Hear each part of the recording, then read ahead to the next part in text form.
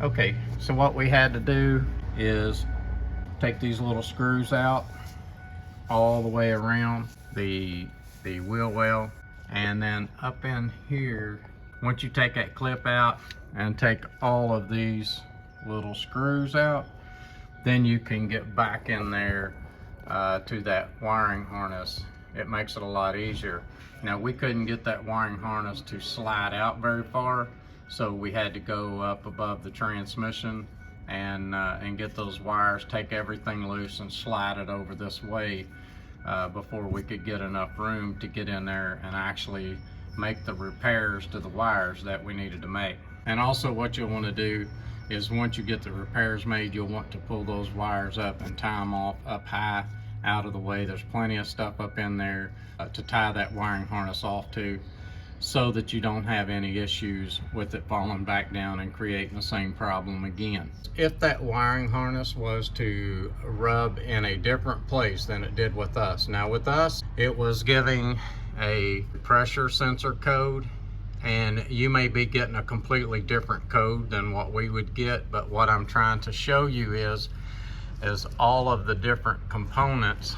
When you come back here, coming off of that same power, you have speed sensors back here, transmission range sensor, and there is a speed sensor behind this range sensor.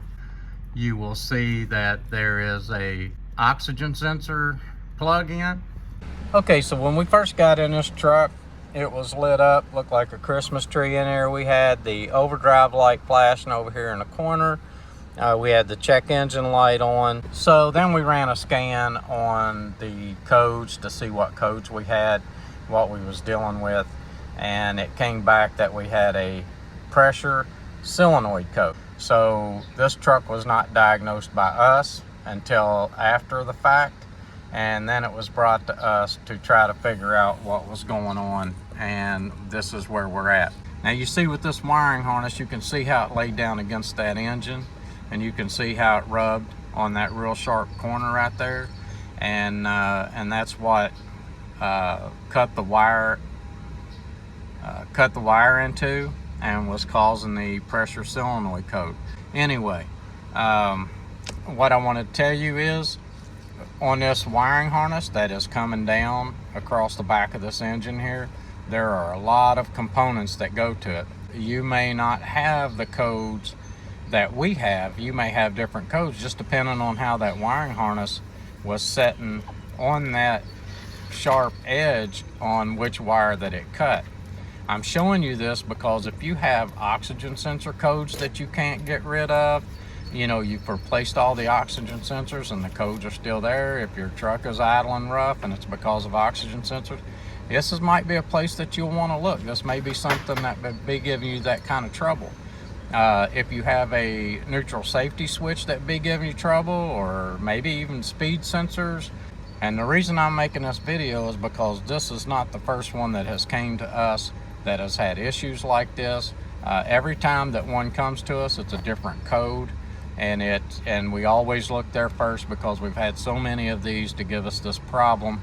Especially if anyone's worked on the engine. If you've had the engine replaced, you know, they may have not have secured that wiring harness the way they needed to, and it eased down against that.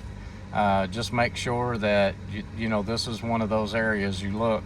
If you would happen to have transmission codes you can't get rid of, or you would happen to have oxygen sensor codes that you can't get rid of, this is areas that you would want to look if you've got those codes and you can't get rid of them. Whenever something happens like this, you know, you will erase the codes, and the codes will come back immediately when you start the engine up, and that's what was happening to us.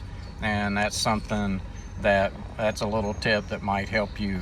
If you're erasing the codes and they're popping on immediately, definitely check in this area. So okay, so another tip, if you don't have a scan tool to clear the codes with once you have repaired your wire, if you need to clear those codes and you don't have a scan tool, you can pull the battery cables off, and you can leave those battery cables off for probably about 15 to 30 seconds. Put them back on and it will clear all the codes out of the system. Now, Do not touch the battery cables together. I warn people all the time that was an old trick that was done way back in the early 90s, and you can't do that anymore. You could damage one of your control modules. This is Code Man's Auto. Please subscribe.